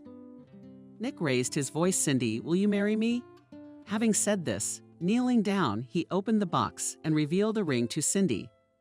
It was a gold engagement ring with a large and daintily bound sapphire. He took into account the interest of the audience beforehand and showed the subscribers the ring. He then shifted his gaze back to Cindy in expectant anticipation. Of course, she said yes. Cindy pulled her husband-to-be by the hand. He rose from his knees and the couple merged in a kiss. They immediately began to be blinded by the flashes of cell phone cameras, because those present were racing to take pictures and videos of such an important event. When the lovers finally broke away from each other, and the intensity of emotions in the institution has slightly reduced.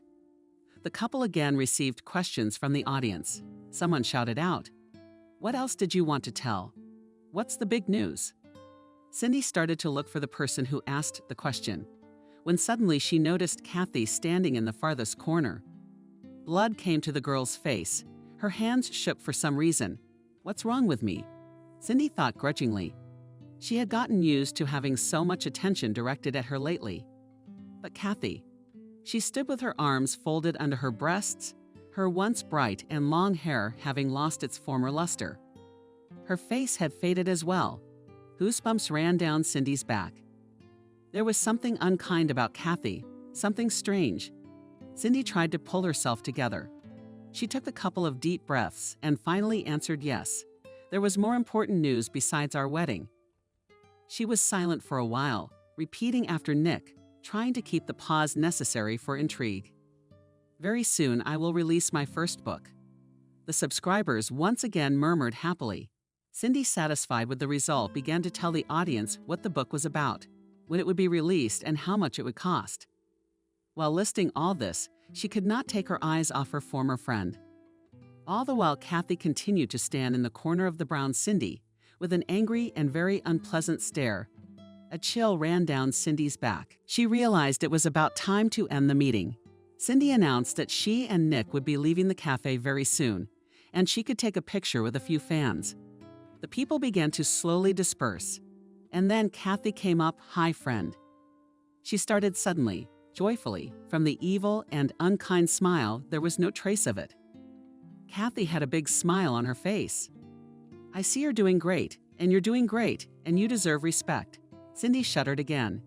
It seemed that such an outcome should have flattered her ex-girlfriend, the same friend who had stolen Cindy's husband, the same friend who had almost driven Cindy to suicide. She's standing across the street, all scholarly and enthralled, and she's happy, successful, almost a celebrity.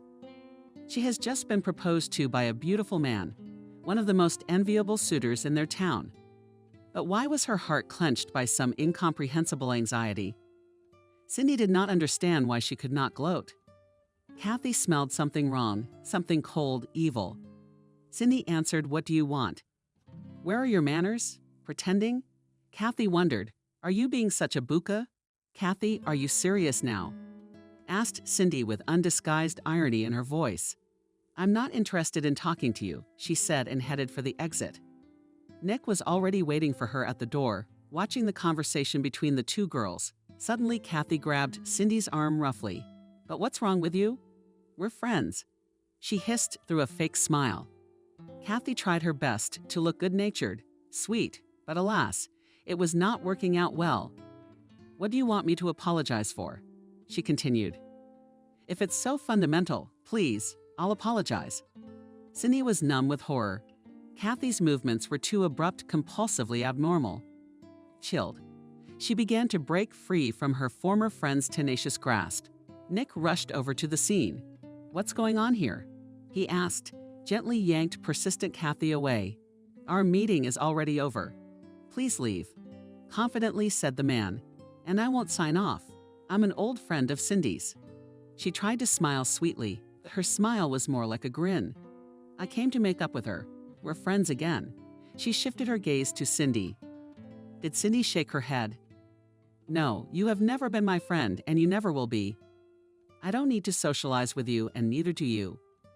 Get out of here, and go to Dave. Life doesn't look like it's working out much, though." She laughed, trying to put all her resentment into that laugh. "Goodbye, bitch, and don't ever come near me again." Cindy, taking her fiancé under her arm, left the cafe, leaving the separated all alone. Soon Cindy and Nick were married. They arranged a lavish, beautiful celebration, and the wedding of two famous volunteers around the city for a long time went admiring stories, growing into the most unbelievable details. At the same time, Cindy published her first book. As expected, it was a colossal success. The number of her subscribers increased. her income doubled even more, and Cindy herself became no longer just a dog blogger, but a real and very famous writer. The family continued to do volunteer work, thus promoting the idea of gratuitous help to the masses. And it bore fruit. More and more people began to help shelters, picking up unfortunate animals from the streets.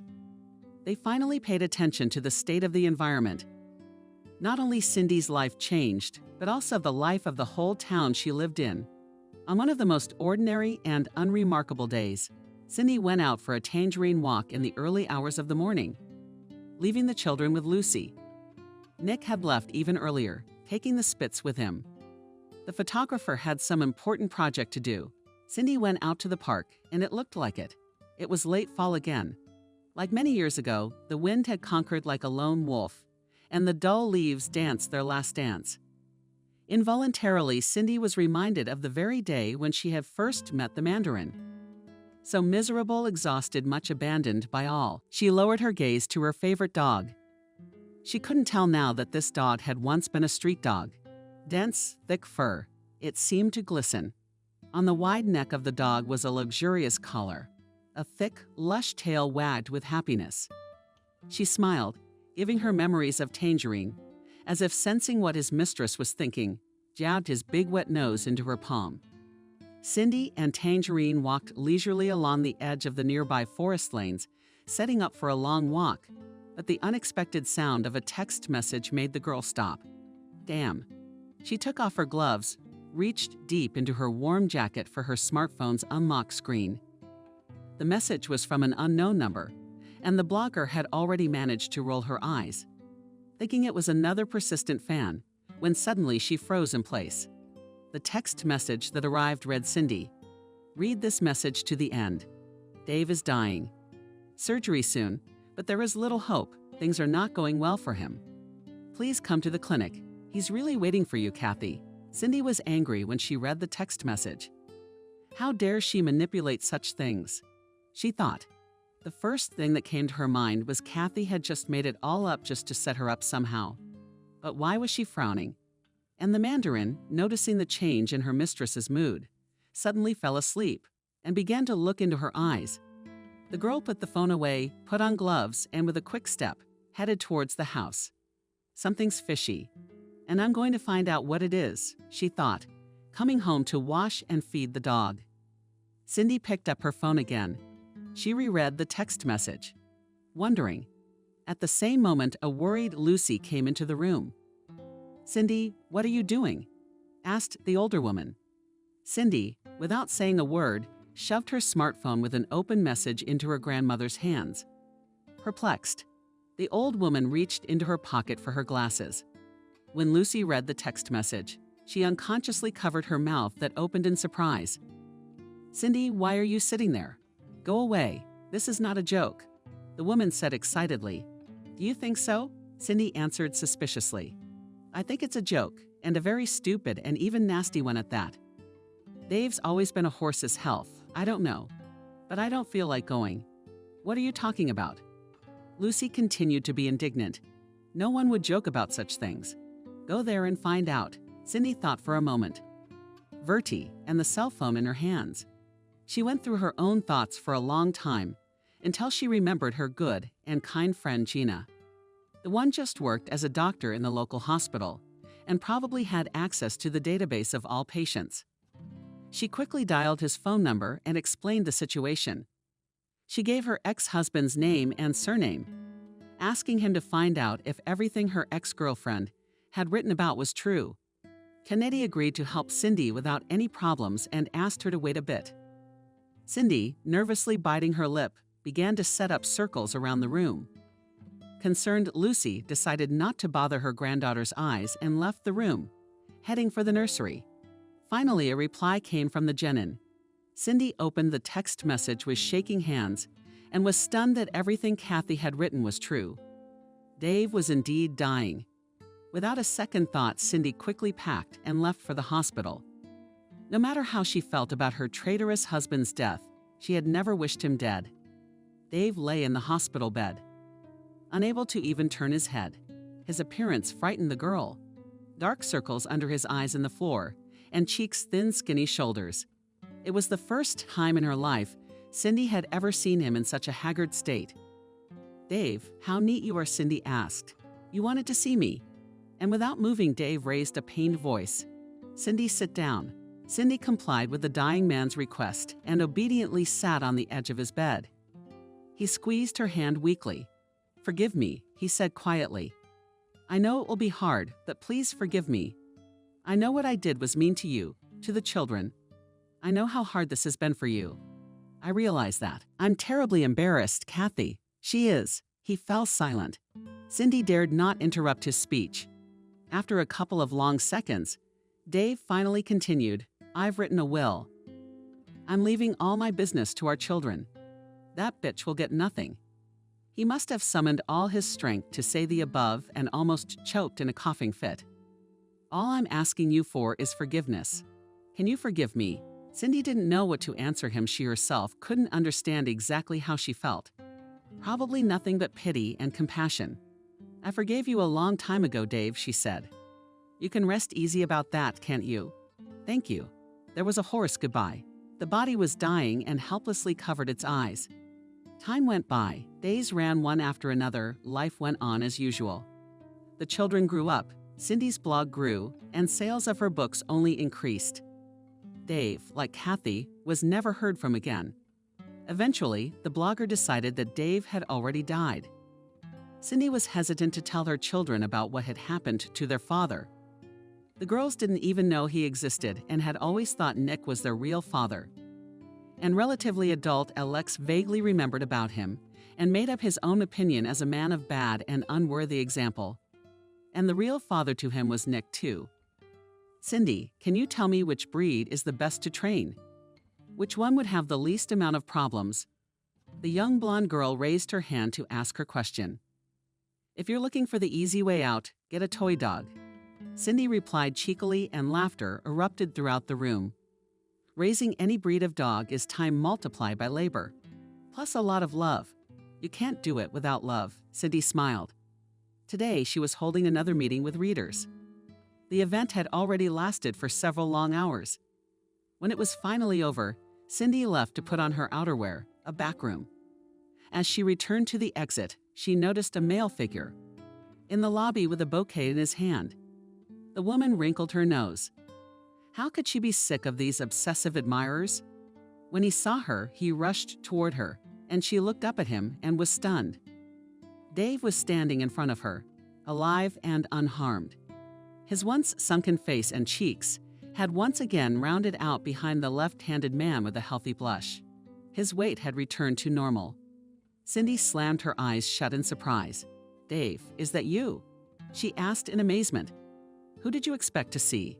He smirked and studied her bouquet of scarlet roses. "Your favorite flowers," he said proudly. Cindy gloomed. "I've never liked roses." You forgot her cough. "I'm certainly glad you're alive. But why did you come?" "Your forgiveness brought me back to life," Dave exclaimed pathetically. "The operation was so successful that my doctor said it was a miracle. Can't you imagine? And then I realized the whole point was that you gave me another chance. I came back to life to be with you again." The man spoke with a huff.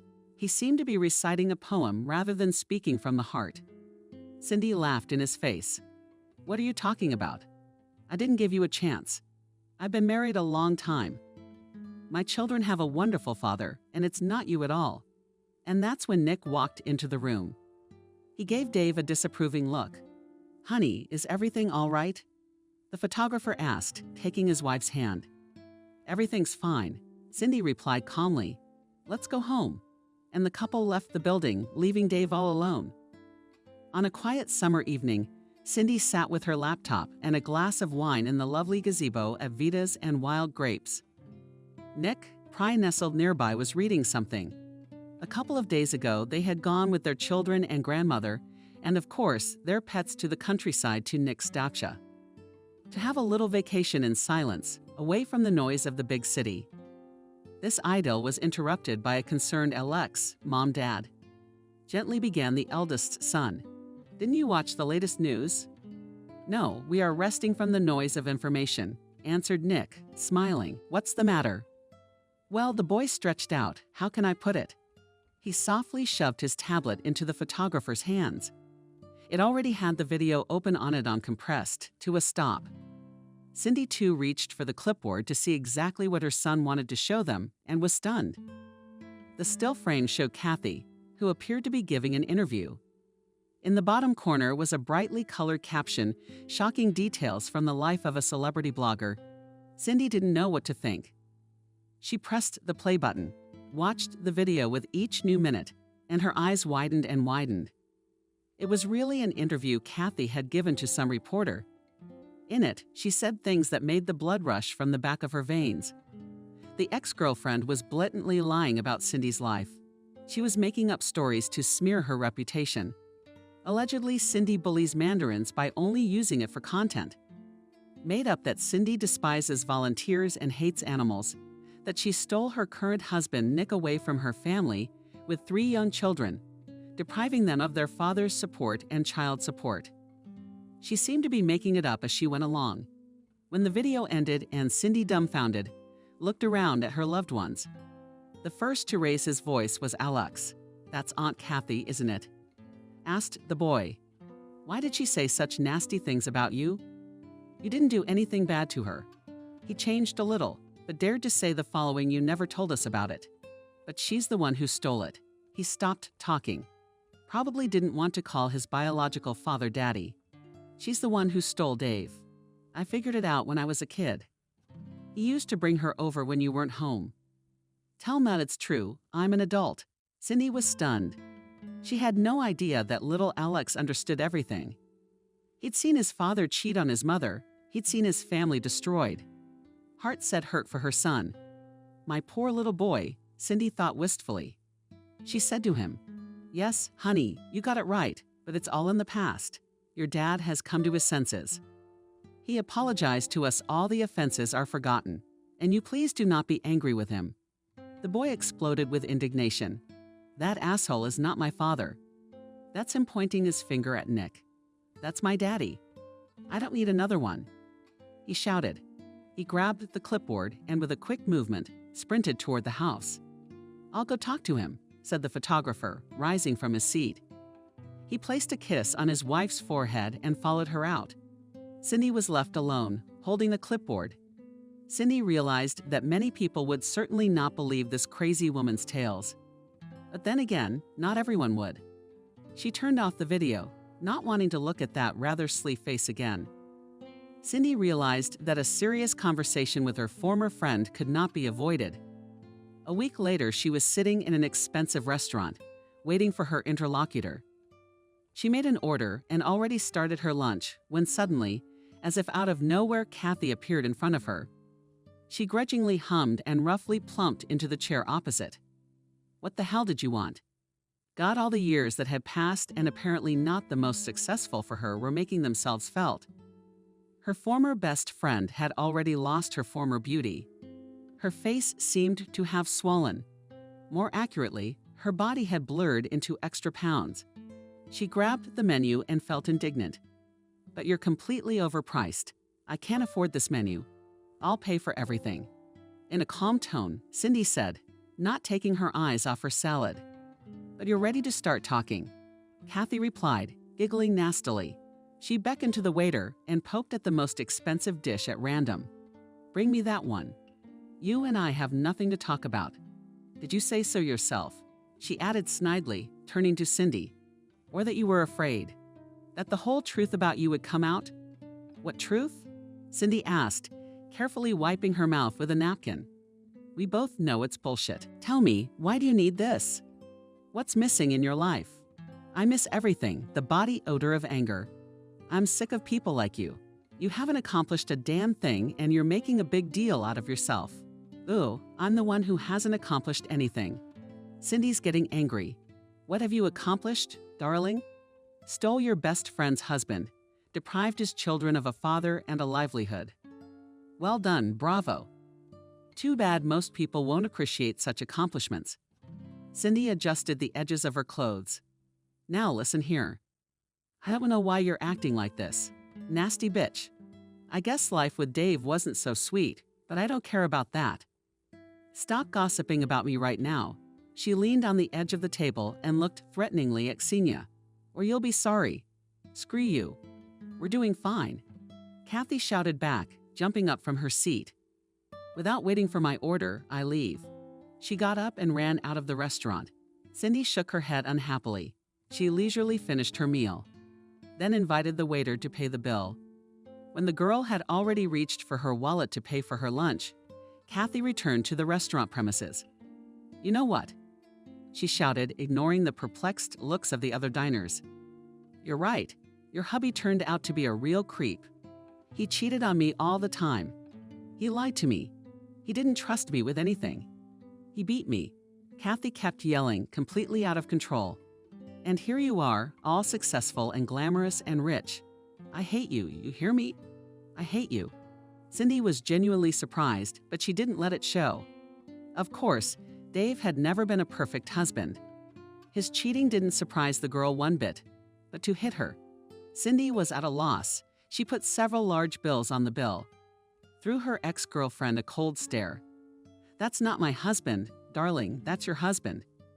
With those words, Cindy left the restaurant. The door to the apartment opened and Cindy began to fan out in the hallway. She had 3 furry creatures at her feet, Tangerine and Spitz, Bush and Kitty, jumping up and down and happy to have their mistress back. It was a real and furry storm. Nick barely made it through the dog typhoon. He came up to his wife. How did it go? Asked the man. Oh, Cindy turned out as expected. You talked to her. Did Cindy thoughtfully lose her chin? I think not. The photographer raised his eyebrows in surprise. Why? Why are you so calm about it? I know her character will only get worse. We have to do things differently. And I already know how and how surprised, asked Nick, lifting Dusha in his arms.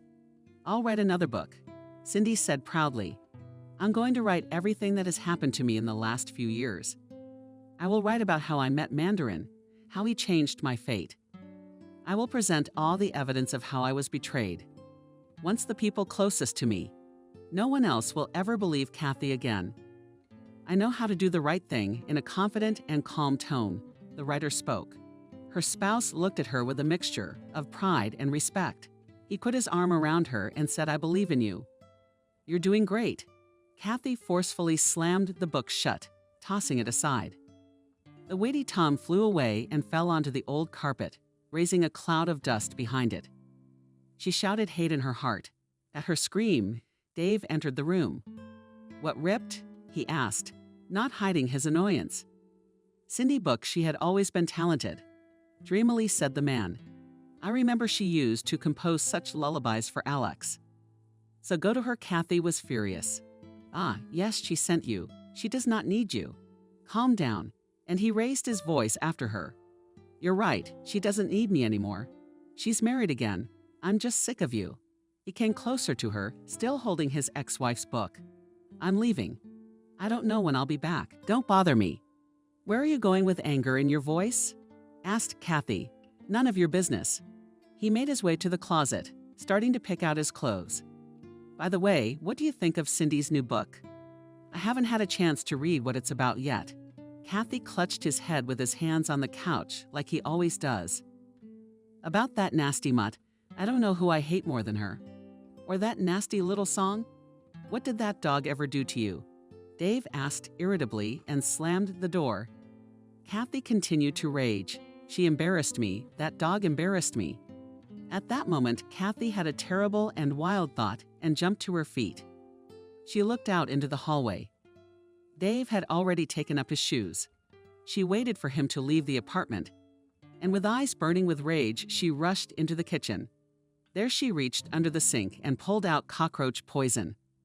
Aha looked in the refrigerator and pulled out a raw steak from the package, stuffed it with poison, and chanted, I hate it. I hate it. Suddenly, this activity was interrupted by a cell phone ringing. Hello, Mom, what do you want?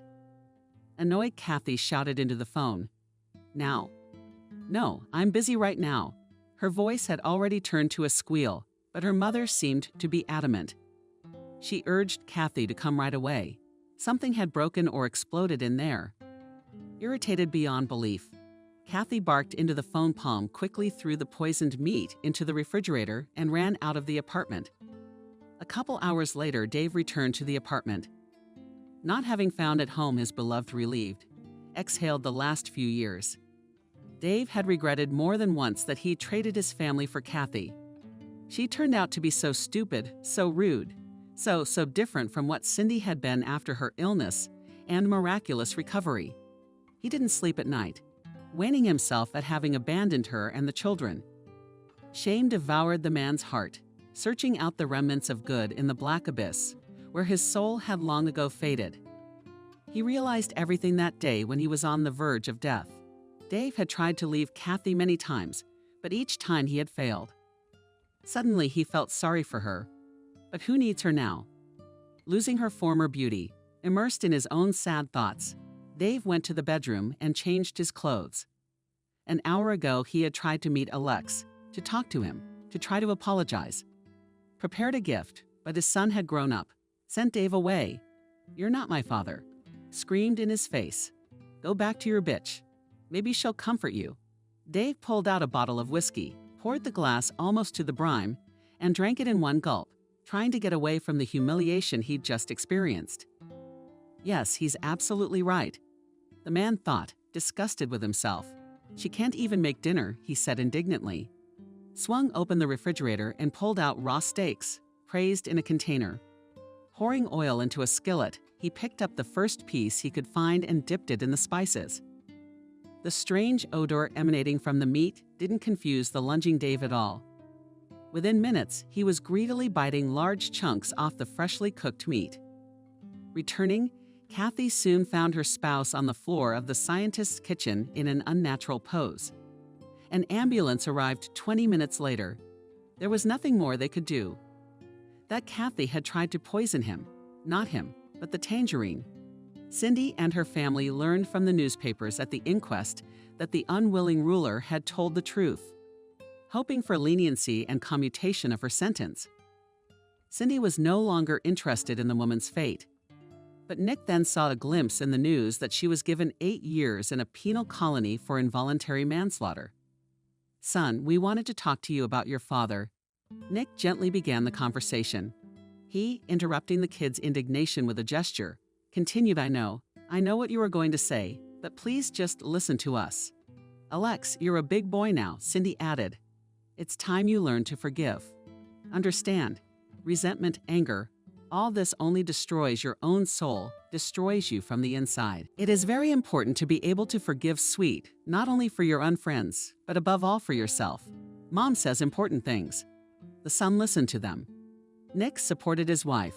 "No matter what, I'll always be your father, and you'll always be my son. But Dave once gave you life, forgive him now. Maybe wherever he is right now. Your forgiveness will do him a lot of good."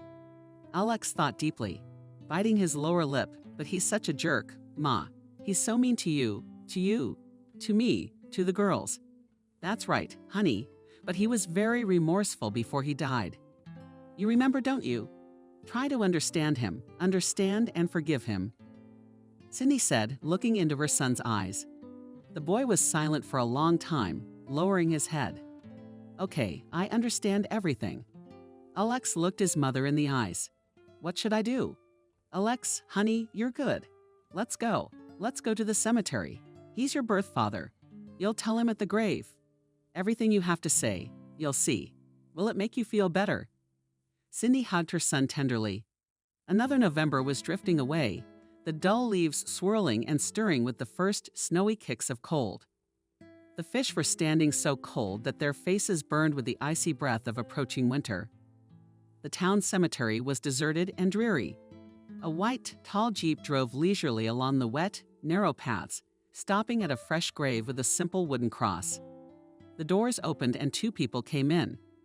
A tall, beautiful woman in a black leather cloak, and with her a young man with a calm, handsome face, very much like his mother, got out of the car. "Hello, Father," said the boy, approaching the cell phone hill. "I came to say that I forgive you. Things happen in life. It's a pity that we did not have time to make up with you. But I understand now. Thanks to Mom, she's always been very nice to everyone, even you. And it worked, you know? He smiled softly. So come on, Dad. May the earth rest in peace, or whatever they say. Anyway, go ahead. He placed a bouquet of white carnations on the freshly dug in new ground and stepped aside. A woman standing to the side came up to him and took his hand. They smiled at each other, got into the car, and drove away. And the wind continued its sad and mournful autumn dance. But through the dense blue and low-hanging clouds, sunlight occasionally broke through, promising the world a new spring and a new hope.